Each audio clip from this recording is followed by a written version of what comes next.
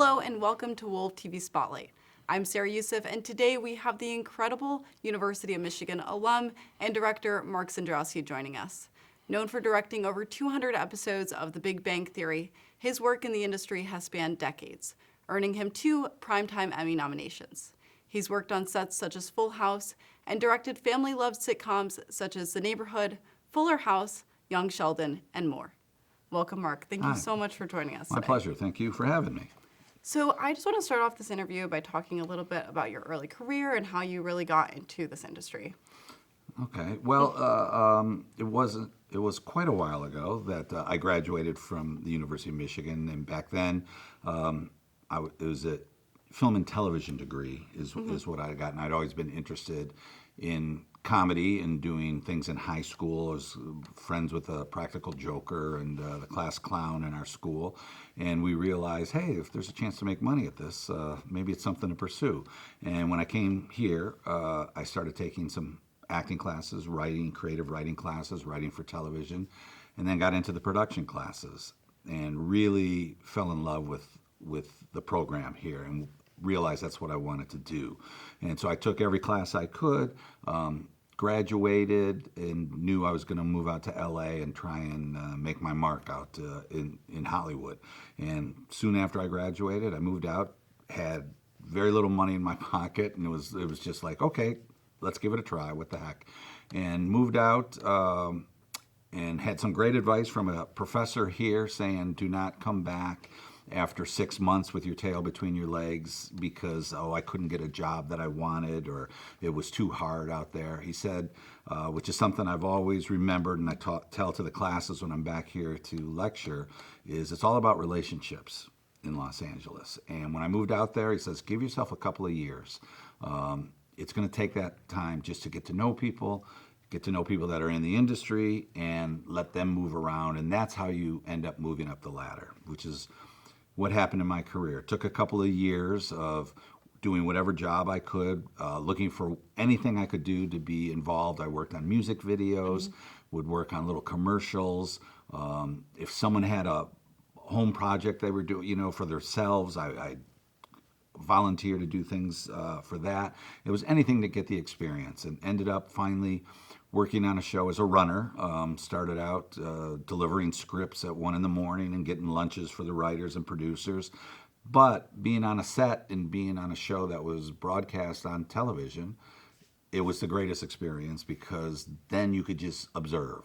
I'd hung out on stage as much as I could, talk to the camera people. I would talk to the cinematographer. I would talk to the writers when they were down. And it was just to get as much knowledge as I could because the practical experience is different than what you learn in the classroom. But everything I learned in the classroom, I was able to apply once I was back or in LA doing it. And so I worked several years as a runner on shows. But that very first show, the executive producer was a woman named Barbara Corday, and she had a fabulous writing career, and she ended up becoming the president of Columbia Television. And I was working for her at the time because, and again, it's the relationship thing. I worked for her then. She liked me. I'd gone on and done some other shows. And she, when became president, asked me to work as her personal assistant. And once I was there, she was like, oh, here's a show that we're going to be doing. And that got me into the Directors Guild as a stage manager back then, which is like an assistant director. And once I was in, I was able to work my way up. And from the early days of working, there was a show called What's Happening Now, which was a show made directly for syndication, which was very new at the time. No one had ever really done something like that. Shows were either on network television, and if they had 100 episodes or 150 episodes, then they would be syndicated and shown in reruns late at night. This was made directly for syndication. And because of it, there were a lot of young writers, young producers, a lot of young people on the show. And by staying in touch with them, I ended up getting jobs years later because that producer would go on to do something else. And 5 years later, it was like, hey, you're directing now. Come on, I've got a show. Let's go do it. And so that's something again, I can't emphasize enough. It was all about relationships. That makes a lot of sense. Yeah. So you mentioned that you used to do kind of comedy skits in high school and stuff like that. When did you make the jump to production? You mentioned that you were interested in a few classes, but Yeah. Well, again, I know it sounds like a bad quote, but I always wanted to direct. It was partly because in high school, the class clown in our class was Dave Coulier, who was a well-known comic and Joey on Full House, Yeah. and he was living in L.A. And in high school, we were doing the morning announcements. We would do little films. We did comedy shows, and I ended up being. He was the face of it, and I was the instigator. So in class, I would say, "Hey, you know, it'd be funny if once you try doing this."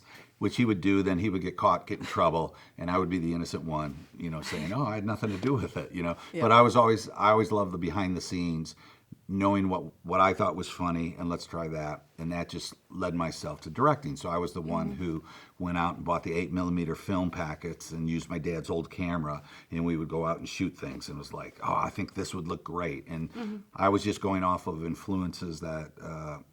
Monty Python was a big influence for us at that time. They had not been, their television show had just come out recently, and that was something that was so different for us as opposed to a regular comic that plays in Vegas or on the Tonight Show doing stand-up. This was something that spoke to us more. It was irreverent. It was different. It didn't have a structure, and it was inspiring. And so I always wanted to be behind the scenes, and so once I got here and taking classes, like I said, I took every class I could, but the production and as many directing classes as I could is really where I felt most comfortable. So you mentioned that once you graduated, you took the leap and moved out to LA. Yeah. Were there any moments where you maybe regretted your decision, or you thought maybe this isn't the path, but you still stuck it out? Yeah, I don't know if it's not so much regretting as it is you move out there, and there were times it's like, okay, I'm not working, and even after I got into the Directors Guild, shows get canceled, and you think you're set up for a while, and a show gets canceled after 6 weeks, and it's like, uh-oh, what do I do? I've got nothing. And it's not like I can just the next day go to a different show because they're going to take me on. Yeah, I'd have to wait for the next cycle of pilots or till shows were being produced again the next year. So there were times of not having work or thinking, oh, there's not much to look forward to. We don't know of many pilots that are happening or new shows.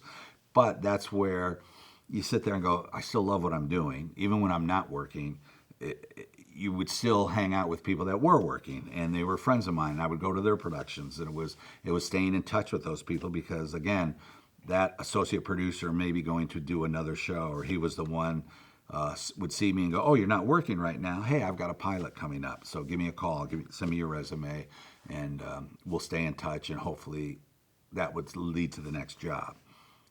Yeah, that makes a lot of sense why you stuck it out eventually.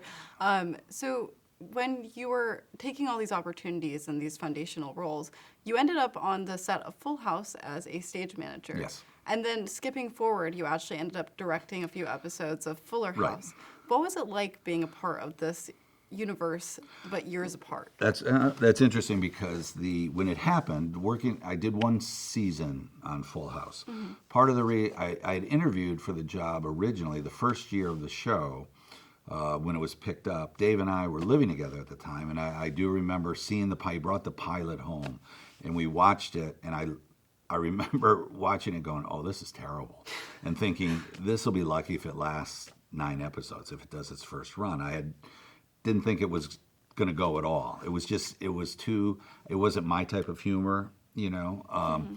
Ended up, they ran 8 seasons, I think it was, or 9 seasons. I worked the 1 season for it. Part of the reason I didn't get hired originally was because I knew Dave and Bob Saget. I was in the comedy world. When I first moved out, when I wasn't necessarily working as a runner or something, I was hanging out at the Comedy Store with comics and writing jokes and trying to sell jokes and doing a little stand-up. I worked in an improv group with other writers and comics that I knew, just to do creative stuff every week.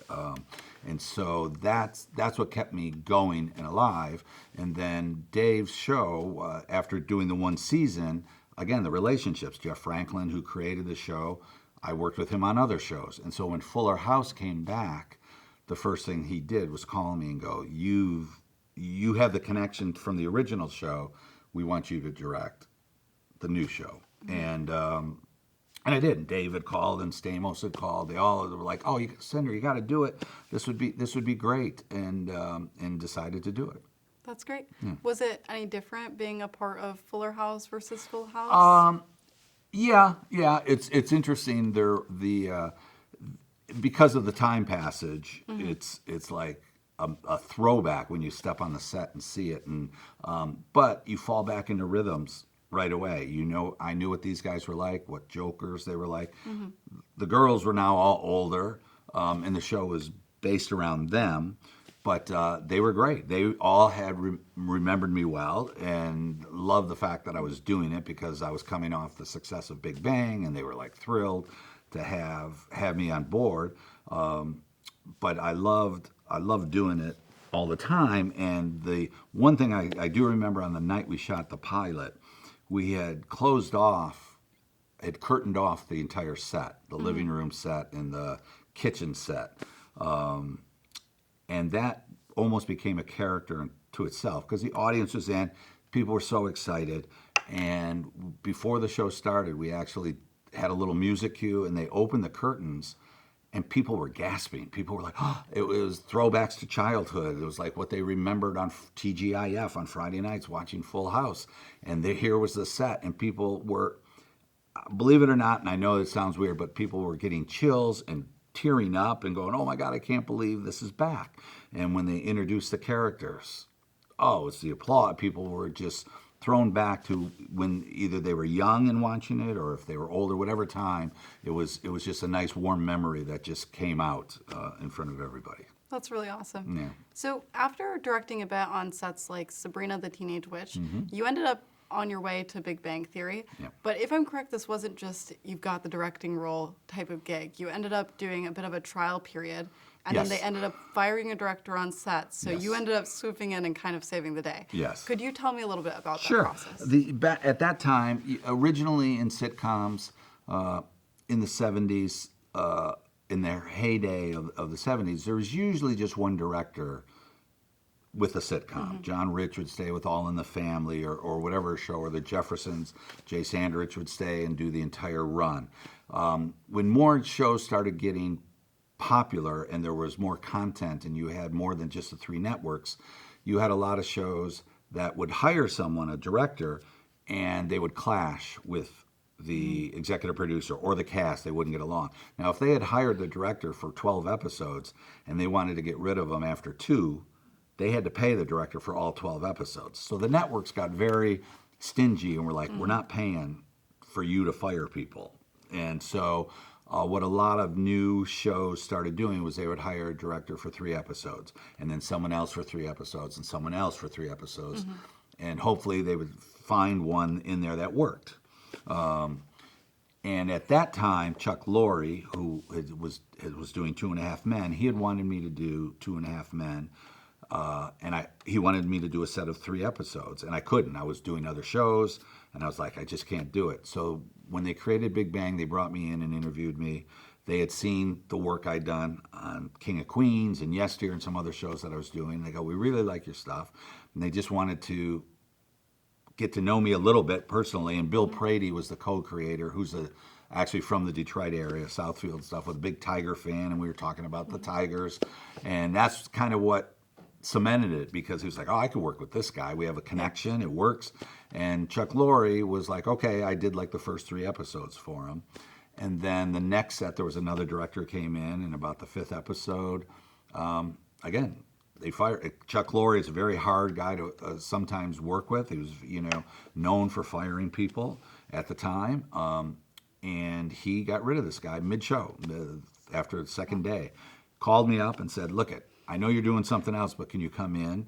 And I was able to work out the schedule with the other show I was doing, and came in and finished off the episode. And so it made me kind of look like a hero. It wasn't that big a deal because the structure was already in place. The script was done. They'd already rehearsed a couple days. I just kind of came in and wrapped it up, sort of like a relief pitcher coming in, and you've got a 4-run lead, and all you got to do is finish the game.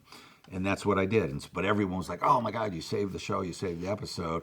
And then, so that year I ended up doing In their first year, I did about half the episodes, and then because of that, when they got picked up for the second season, became the director for the show. Well, those Michigan ties come in handy. They so. do. They do.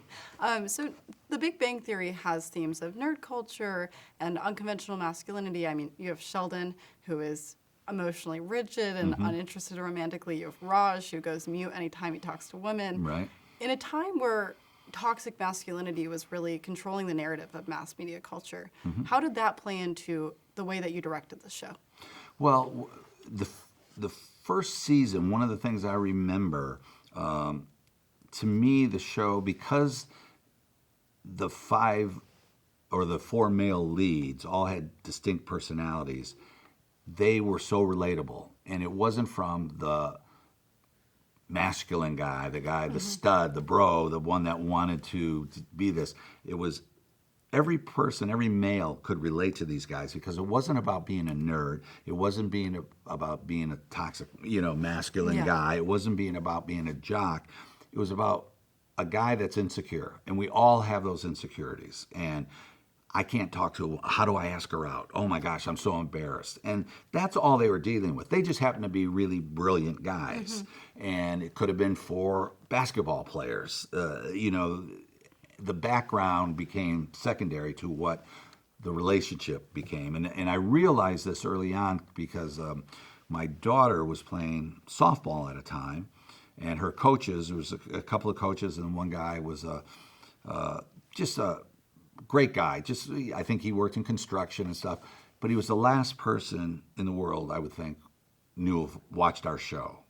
And he came, and one of the games, he just said, "Yo, do you direct that show? I saw your name." And it said, "Yes." He goes, "I love that show. Those guys are so funny." And he said it. He goes, "I can relate to them." And it was like, really? He wasn't a college graduate, wasn't a scientist, wasn't any of these things, but he could relate to them. And that's where the magic was. And that's what I concentrated on as a director was feeding into that, what every guy feels at that time, no matter what you do, and trying to deal with a girl and asking someone out, or a relationship, and where do you take it to the next step, or once you're married. And it was always keeping that in mind. That's a great narrative to have. So The Big Bang Theory wrapped up in 2019. Yeah. And then there was the first spinoff, Young Sheldon, which you directed a couple episodes of. And then there was another spinoff called Georgie and Mandy's First Marriage, Right. which you were more heavily involved in. Right. What made you want to personally connect to that project? Well, a couple of things. The Young Sheldon, I did. They started though when we were still doing Big Bang, so I wasn't that available to do it. And the big difference was Young Sheldon was a single camera show as opposed to a multi-camera show, which Big Bang was. In a multi-camera show, that world, you can do every single episode because the week we shoot, the week before I'm prepping, the week after I'm editing, but I could still be working that show. In single camera, you can't do that. In your prep week, you cannot be available. You have to be available because you're scouting, you're casting, you're doing all sorts of things. Then you shoot for 6, and then you have to spend a lot more time editing than what you do in a multicam. So the single camera world of Young Sheldon had multiple directors all the time. So I could only go in when I was available from Big Bang.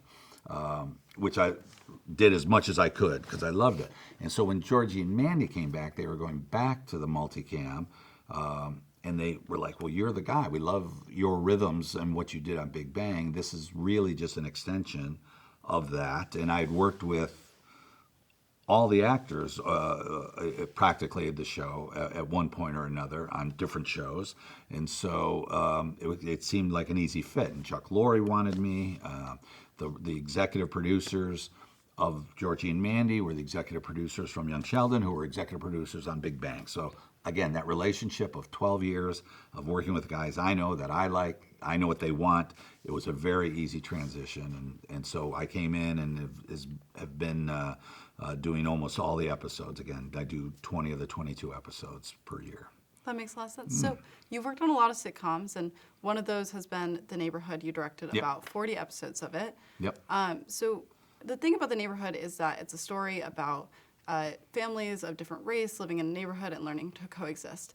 It has a lot of heavier topics, but it also has a lot of fun comedy.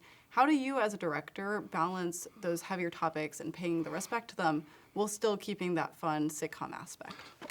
That's an interesting question because I think you treat every episode somewhat the same way. You've got to find the funny. It's supposed to be funny. You got to find the funny. There are often special episodes where they deal, someone's got cancer or someone has gotten divorced or someone had an abortion. There's always these big special episodes of sitcoms. And you really I try not to treat it too differently. You don't need to make it a heavy-handed, different episode. You have to keep that tone of what you've established for either a couple of years or 12 episodes or whatever it is. You don't want to do a complete turn away from what the audience already knows. And so it's a matter of keeping that funny, and then when the heavier moments are or the more serious moments are, you just pay attention to it and let the actors act. And a lot of times it's stay out of their way because they know what they're doing. You just want to put them on the path to do it. And I often compare it to a coach of like a basketball team. You don't need to tell LeBron James how to, to do a play. You just want to put him in a position to be able to do his play. You don't have to tell him how to shoot, how to pass, or set a pick or anything. He's got that. And it's the same thing with actors. All I want to do is put them on a path to succeed and let them find things, and which is something that from my comedy background, it was always dealt with. I've worked with a lot of comics in shows. I've worked with a lot of very funny actors, and I've worked with a lot of actors who are not funny, who are scared to death of doing a sitcom, especially a film, someone who hasn't done a play ever or a multicam. It really scares them. And all I want to do is make them relax, get them comfortable. But the comics and the comedic actors are the ones they can do funny stuff, and all I try to do then is elevate it. Oh, how can we make this a little funnier? Ooh, what if we add a little physical bit, or what if we add a reaction, or what if we why don't we try this? Try something different. And if it doesn't work, it doesn't work. That's what rehearsals are for. So a lot of it's trusting the systems you have in place. Yeah. That makes sense. So while you were filming The Neighborhood, the Hollywood strikes were happening as well. Did that ever bring up any concerns for you as a director? Were you worried about renewals? What was that process like? You're worried every year of being renewed. We just yesterday, the day before, Georgie and Mandy got picked up for a third season. So it was all of a sudden these texts are flying and everyone's congratulating one another because it's like, okay, I have another year and a half of work now. So I don't have to send the resume out and start looking for other shows. So that's always in the back of your mind. And I think on The Neighborhood, there were several things that happened there. I mean, the pandemic also happened where I was working on shows and having the whole new process of dealing with testing and being able to get back to work because you're working this close with people on a set. So there were so many rules and regulations. We were tested. The thing I liked about it is we got tested every single day, which was nice. And we were, as a director, I had to be especially tested because I had to work so close with the actors, couldn't get them sick. I was working close with every other person on the show, and they limited on who had contact with one another. And it was very difficult, especially trying to do comedy when you're working with masks and shields on, and you can't really see people's faces because that's where so much of it lives. And so that was difficult. And then the strike, the last writer's strike a couple of years ago, has really hurt the industry. Everyone sort of thought, oh, well, once the strike settled, everything's going to go back to the way it was. And that did not happen, not even close, because unlike 15 years ago, the last time there was a writer's strike, it ended everything. We were on Big Bang. In fact, we went right back into production. We were one of the few shows that kept going, just left the sets up, and when it was over after 4 months, we just went right back to work. That didn't happen this time. A lot of the networks have been losing a lot of their their shows, not their necessarily their shows, but with so many streamers and so many other avenues to watch stuff, there wasn't as much production being done. So they did not come back. We didn't do pilot seasons for the last couple of years. They maybe picked up a show. Georgie and Mandy was picked up to do 12 episodes. We didn't do they didn't do 15 pilots and decide we'll do this one and this one, which used to be the norm. And so everything's shifted, and it's just has not recovered. There's not nearly as much production, and the production there is, a lot of it has gone overseas. A lot of it has gone to Canada. There's so much being shot in Atlanta. LA has really been hurt because they did not allow the tax breaks, where a lot of work in LA was going elsewhere. So if you were a young camera operator or a young stage manager, there just aren't the opportunities. Maybe in Vancouver, maybe overseas, but not like it used to be. And so it's really hurt the industry. And even if you were lucky enough to work on Stranger Things, you're only doing maybe 8 episodes. And that's not something you can live on for a couple of years. And then they're not coming back for 2 years, they've shot 5 seasons over 10 years or whatever it is. That's not regular work. And the streamers, is as much production as there is going on, it's in smaller bursts, and it's much harder to make a living as a day-to-day person working on a show in production. Definitely a lot of industry changes. Yes, very much so. Moving on to my last question, is there a specific project you've done that you hold near and dear to your heart that's been your favorite throughout your career? Oh, that's a Sophie's Choice question. I have to. We had such a good time on Big Bang. It's kind of hard to look past that. I've had a lot of great shows and experiences. I've always been one that I like to keep things light. I like to keep it fun. You're trying to do a comedy. You're trying to make people laugh. One of the things, I always bring a ping pong table on set. I just want people blowing off steam and getting to know one another and having fun. And the Big Bang Theory, we did that. And that was kind of the culmination, because not only was it this huge hit, we had a lot of fun.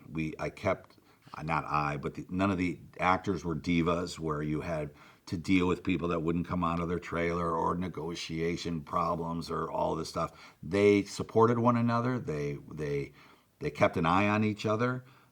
Like no one was going to be late. If you were late, you were causing problems. And so that show was like I say, it was a culmination of fun, an excellent show, an award-winning show, and we just had a blast doing it.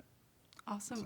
Well, I think that's all the time we have. So thank you so much for joining us today. Okay. It's been really inspiring to hear about your career and everything like that. This is all for this WOLV-TV Spotlight. Thank you so much for tuning in.